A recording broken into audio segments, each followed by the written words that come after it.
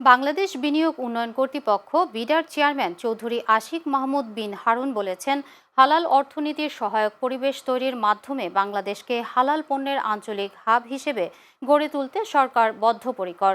$7 trillion বৈশ্বিক হালাল অর্থনীতিতে বাংলাদেশকে একটি প্রতিযোগিতামূলক অবস্থানে নিয়ে যেতে সরকার কাজ করছে বলেও জানান তিনি।